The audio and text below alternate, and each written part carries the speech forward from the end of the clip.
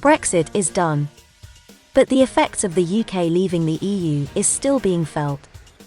And with details still unclear, and the UK trying to re-establish its relationship with the European Union, there are still so many issues needed to be ironed out. UK nationals have become third country nationals to the EU. It means that travel to mainland Europe is limited. But what about British citizens living in the EU? What rights do they have? In this video, we discuss the fallout of Brexit for UK citizens. What rights do you have for visiting and living in the EU? But first, we want to thank you for joining us.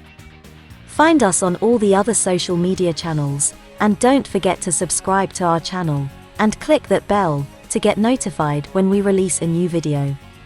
We also appreciate your likes and comments below, as it helps to support our channel. This video is brought to you by IAM. We believe that travel improves and inspires you, and the people around you. We help you travel by providing services which overcome barriers and frameworks that simplify and enrich your experience.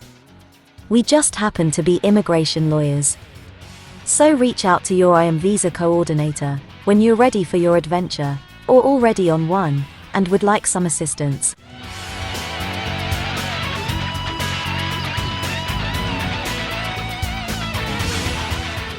Brexit is a done deal, and the UK joined the likes of Australia, Canada, and the United States in becoming a third country national within the EU. Brexit means UK nationals losing the automatic right to study, work, and live in the EU. The EU's 90-day rule governs how long non-European citizens can spend in the bloc without needing a visa, and since Brexit, this has also included UK nationals. Does it still apply if you live in an EU country? This is just one of many concerns from British nationals and other non-EU citizens who are permanent residents of an EU country, asking whether the 90-day rule applies to them. British nationals who were already living in an EU country before the 31st of December 2020 are covered by the withdrawal agreement, which gives them the right to stay in the countries where they live under many of the same terms as they enjoyed when they were EU citizens. However, there are several things that the withdrawal agreement doesn't cover. One of those is moving to a different EU country, which UK nationals will now require a visa for, and the other is how much time they can spend in other EU countries.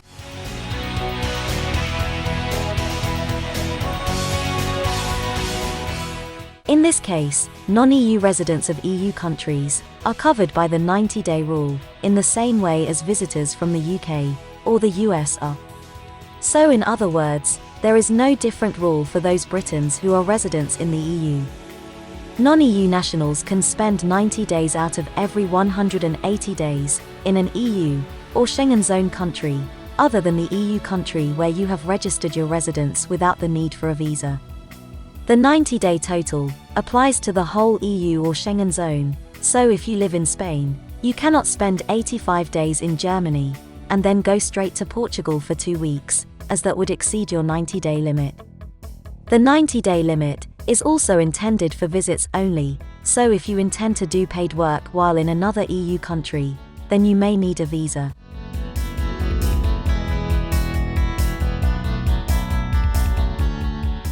The withdrawal agreement recognizes the right to reside in the host country, the country where you registered your residence. However, future mobility will be subject to negotiations within the framework of the future relationship between the UK and the EU. Your stay in the EU or Schengen area, other than your host country, will be based on your citizenship status. Thus, British nationals, as third country nationals in the EU, will have to abide by the 90-day rule. From 2022, UK nationals will have to pay for a visa waiver scheme, known as ETIAS, in order to visit many European countries, aside from the host country. But this is also where the new relationship becomes a bit grey. So let's make it a bit more clear. One question asked is if British nationals with EU residence can travel to other EU states. The answer is yes. The European Union has already clearly stated that, if your visa is from a Schengen area country, it automatically allows you to travel to the other Schengen countries as well. What it further goes on to say is that, if you have a valid residence permit from one of those Schengen countries, it is equivalent to a visa.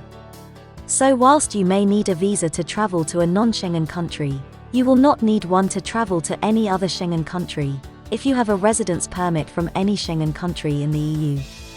Whether you have any rights to move to another EU member country, from where you currently residing, depends on whether you are still exercising your EU rights to free movement. You are still protected by the withdrawal agreement, which permits you to exercise your rights to free movement. You need to show that you are either employed, self-employed, self-sufficient, or a student. To know your residence rights in any EU member state, check the link on our blog.